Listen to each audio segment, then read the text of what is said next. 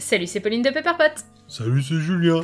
Bienvenue dans une nouvelle vidéo. Cette fois-ci, on va parler de la Comic-Con de San Diego qui a eu lieu le 25 juillet 2021. Et dans cette Comic-Con, il y avait un panel Doctor Who. Et dans ce panel Doctor Who, eh bien, on a eu les premières infos officielles sur la saison 13. Il faut bien qu'on revienne dessus. Eh oui. Dans ce panel, eh bien, on a eu plusieurs intervenants. Il y a eu Chris Chibnall, le showrunner actuel, Jodie Whittaker, le docteur actuel, Mandip Gill, qui joue déjà Yaz, la compagne du docteur, depuis déjà 2 saisons auparavant. Également John Bishop, qui est le nouveau compagnon, Dan Lewis. Et il y avait également un autre invité surprise, qui... On garde la surprise pour après, non? Après, du coup, c'était un panel un peu comme d'habitude, hein, bien sûr. Enfin, les panels de Comic-Con, bah, il y a...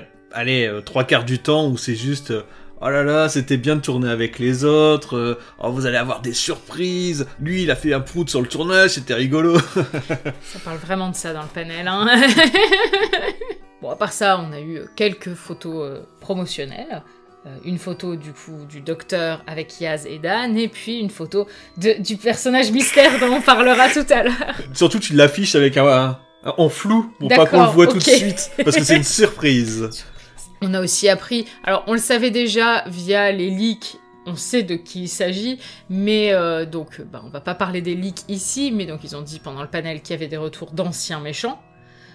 Donc officiellement, on ne sait toujours pas qui sont ces anciens méchants, mais bon, il y a quand même beaucoup de gens qui savent qui c'est maintenant. Hein. On a vu beaucoup de photos de tournage à leur sujet. C'est dommage parce que bon, c'est des surprises gâchées. Toujours pareil, ouais. Donc il y a des méchants qui reviennent, comme ça vous le savez. Attendez, je vais vous les imiter.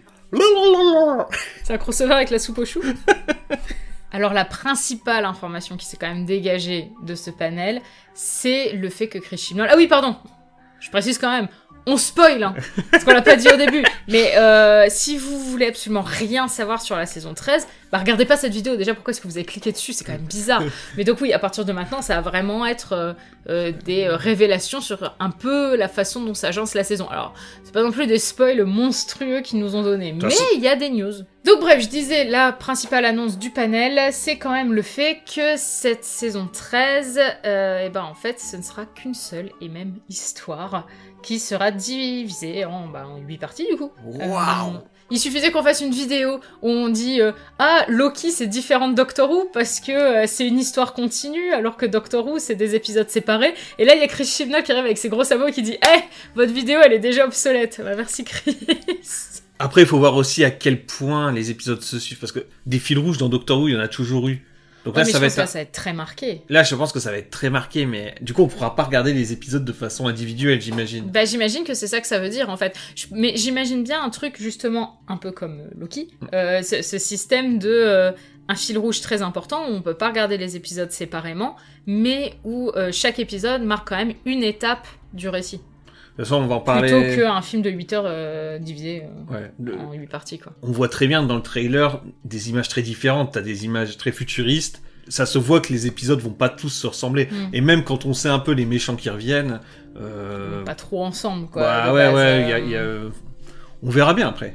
On verra bien. Toi, t'en penses quoi d'avoir comme ça une saison Bah, moi, je trouve ça trop chouette. Ça fait des années que j'espère qu'ils fassent ça parce que j'aime beaucoup Trial of a Time Lord. Je trouve que c'est une très bonne idée. Key to Time était aussi un peu sur ce principe-là. La saison Key to Time, en fait, c'était chaque épisode, c'est rechercher une partie de la clé du temps.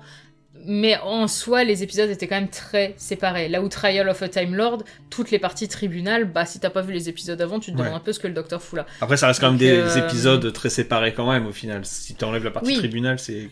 Après, il y a eu des comparaisons avec les saisons... les épisodes classiques, les histoires classiques. Par exemple, Dalek Masterplan, c'est 12 épisodes qui se suivent. Au final, ça te fait à peu près la même longueur. Ça change complètement, quand même, mine de rien. Ça change beaucoup le format. Et Chris Chibnall, il est super bon pour ce genre de trucs, sur Broadchurch et tout. C'est un exercice où il excelle de faire des histoires comme ça, vraiment sur la longueur. Et je suis vraiment curieuse de voir ce que ça peut donner à ce niveau-là. Ouais, c'est ce que j'allais dire aussi, c'est que Chris Chibnall, ça se voit que lui, il aime raconter des histoires en prenant son temps. Et donc, du coup, s'il a 8 épisodes pour aller raconter son histoire... je pense que ça peut être beaucoup plus intéressant. Et de toute façon, oui, comme tu dis, on le voit sur Broadchurch. C'est quelqu'un qui aime raconter des histoires. Et là, ça va permettre de bien poser des bases et tout ça. Enfin, ça peut être sympa. Après, tout n'est pas gagné. Ça veut pas dire que ce sera bien. C'est à double tranchant, j'ai envie de dire. Bah, si c'est bien, bah, c'est cool d'avoir 8 épisodes sur cette partie qui va être très bien. Si c'est pas bien, si l'histoire intéresse pas les gens, bah, c'est 8 épisodes sur cette histoire qui va pas plaire. C'est vrai. C'est à double tranchant. Et Doctor Who, ça a toujours été une série où tu pouvais piocher des épisodes, tu peux regarder un épisode, les 3/4 des épisodes sont comme ça, tu peux regarder un épisode en comprenant. Ah, t'as tout ce côté, bah, plus t'en connais de Doctor Who, plus tu vas apprécier les épisodes, je trouve. Oui. Mais tu peux les regarder même sans avoir vu Doctor Who. Ouais, voilà, c'est ça. Alors que là, bon, bah, si je comprends bien, ça sera, cette saison-là, faudra la regarder en entier, quoi. C'est ce qui se pose plus dans l'état actuel des choses, quoi. Enfin, comment dire. Bah, c'est un peu pas la norme, parce que... Enfin, si, c'est la norme. C'est pas un truc que font toutes les séries, mais c'est quand même un truc très courant dans les séries actuelles. Et sur les séries de plateforme, par exemple, bah, c'est souvent ça, parce que justement, pour encourager les gens à binge-watcher, avec des gros cliffhangers à la fin, parce que Sacré Chibnall nous a vendu dans le panel qu'il allait avoir des cliffhangers à chaque fin ça peut être cool, ça, j'adore les cliffhangers. J'adore à la fin d'un épisode me dire putain, faut que je vois la suite, quoi. Mais c'est ça, moi j'adore les cliffhangers, et ça je suis trop contente que là on nous dise il y a un cliffhanger à chaque fois, j'espère qu'ils vont être à la hauteur, et que les résolutions vont être à la hauteur, parce que Doctor Who c'est quand même des spécialistes de faire des cliffhangers de fous furieux, et la résolution, elle est naze. Bon, du coup avant on parlait du trailer, parce qu'en effet il y a eu le premier trailer de la saison 13, en fait, pendant ce panel. Trailer ? Alors, moi, j'appelle ça un teaser. Oui, c'est un teaser, mais je sais pas pourquoi ils appellent ça un trailer. C'est pas très long, on voit pas grand-chose, ça reste très mystérieux. Pour moi, c'est un teaser. mais bon, eux, ils ont appelé ça trailer, ce qui a déçu beaucoup de gens qui s'attendaient vraiment à un trailer. Après, moi, je trouve que c'est normal, enfin, c'est pour la fin d'année. 2 mois avant, c'est pas si courant de sortir un vrai trailer long qui dévoile pas mal de choses. C'est normal d'avoir un teaser. J'ai vu beaucoup de gens dire oh là là, le trailer, il donne pas envie. Quand on voit ça, y a rien qui fait que tu te dis ah, j'ai envie de le voir. On n'est pas encore au moment de se dire ah, j'ai envie, à tout prix d'envie de le voir. Ça, c'est un peu avant. Ça se construit, voilà, ça se construit. Là, c'est le début. Ils commencent à mettre en place leur pub autour de la saison, qui est encore loin, en fait, hein, du coup. On voit qu'il va y avoir des aventures, quoi. On voit qu'il va y avoir de l'action, qu'il va y avoir des parties sur une planète. Ouais. Alors, j'ai vu des gens dire à propos de ça, et je trouve que l'idée est plutôt pas mal, que si ça se trouve, ça n'a rien à voir avec le reste de la saison, et c'est la première scène du premier épisode, le pré-générique. Dans le panel, Chris Chibnall a dit qu'on prenait la saison au milieu d'une aventure avec le Dr Eyaz, et que le Dr Eyaz avait fait pendant plusieurs mois des aventures juste à deux, et qu'on prenait en cours de route. Et du coup, en fait, la théorie que j'ai vue, c'est qu'en fait, bah, c'est cette aventure qu'on prend en cours de route, c'est quand il vole comme ça dans le teaser, et qu'en fait, ce sera pas du tout dans la saison. Ouais, bon, oui.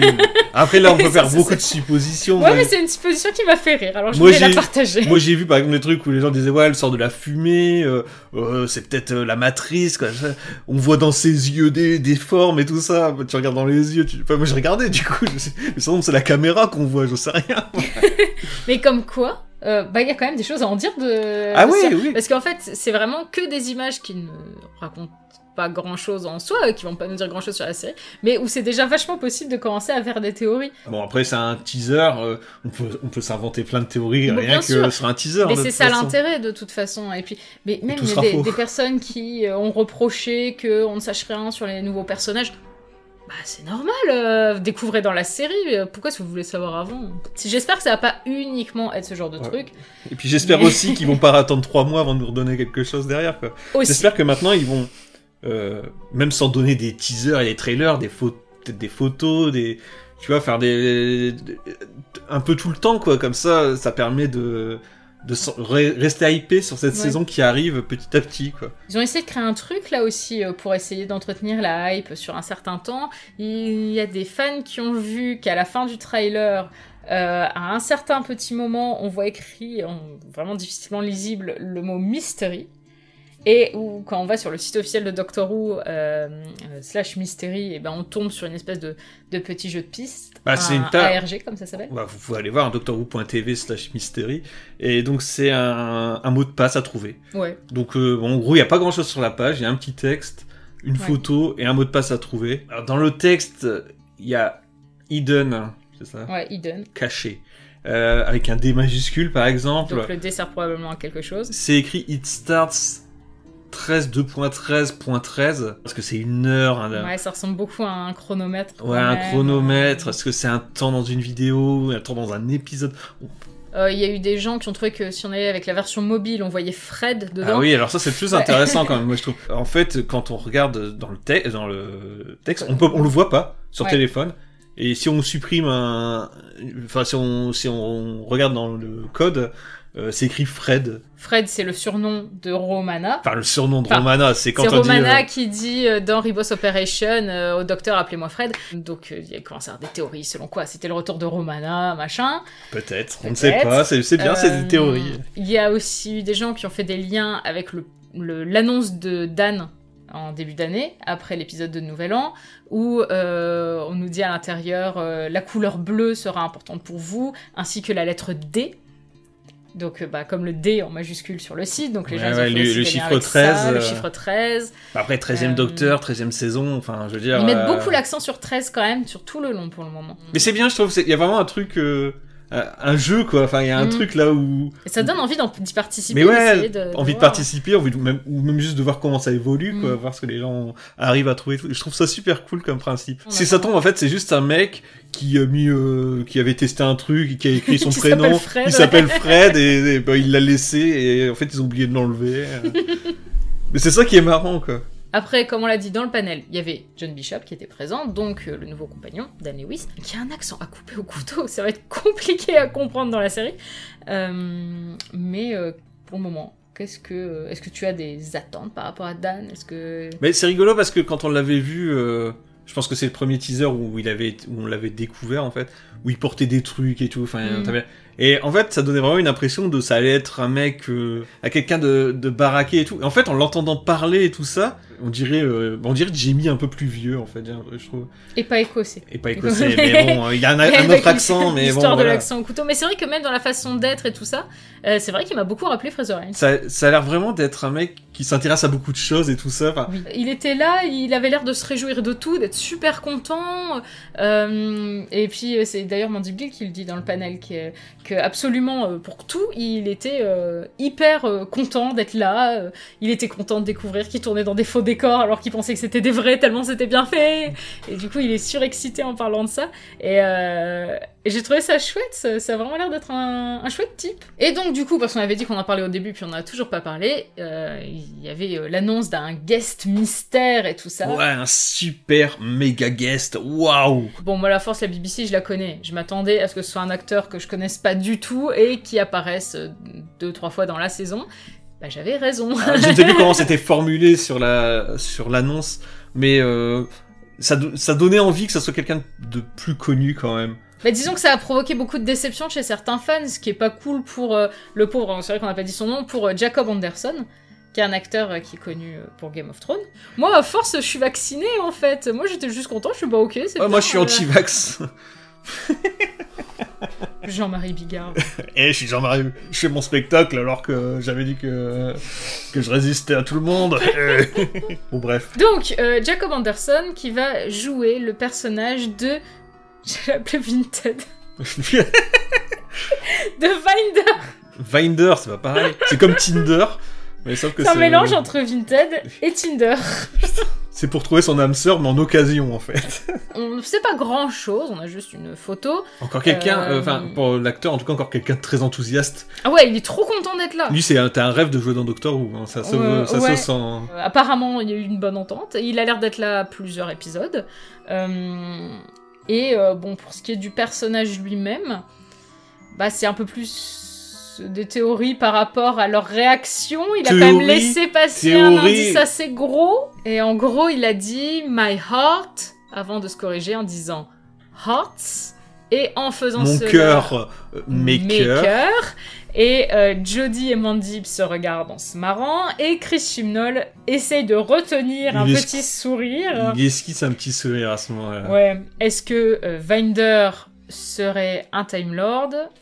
C'est peut-être pas improbable. Et on sait également qu'il monte à bord du TARDIS et qu'il a son propre vaisseau. C'est en fait de la façon dont il le dit dans le truc, il dit ouais dans le TARDIS il y a plein de vaisseaux avec plein de boutons et j'ai moi-même mon vaisseau, du coup j'ai pu appuyer sur tous les boutons. T'as envie de dire mais c'est que t'as un TARDIS aussi ou c'est juste c'est pas forcément un TARDIS, c'est un vaisseau.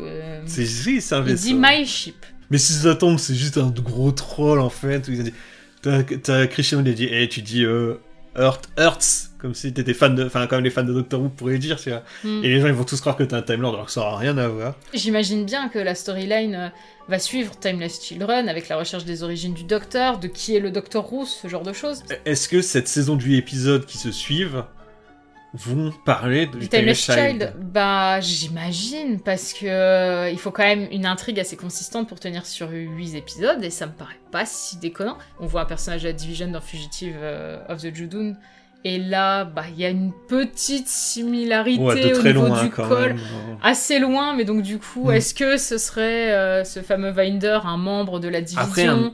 Moi, j'imagine bien que ça pourrait être, si c'est un membre de la Division, quelqu'un d'un autre régiment, d'une autre division, en quelque sorte, qui serait par exemple un pilote ou je sais pas quoi. Ça peut être tout et n'importe quoi. Ça peut être tout et n'importe quoi. Là, c'est totalement mon interprétation. Là, c'est vraiment de la théorie pure et dure. Hein. Si c'est vrai, du tout, si c'est un pilote de la division, vous reviendrez sur la vidéo et dire mais vous l'aviez dit à ce moment-là, à telle minute de la vidéo. Moi, j'espère que ça va être comme dans notre vidéo précédente et que les membres de la division, ils seront habillés en personnage de Super Sentai. Ah oui, n'hésitez pas à retourner voir cette vidéo qui n'a pas fait beaucoup de vues.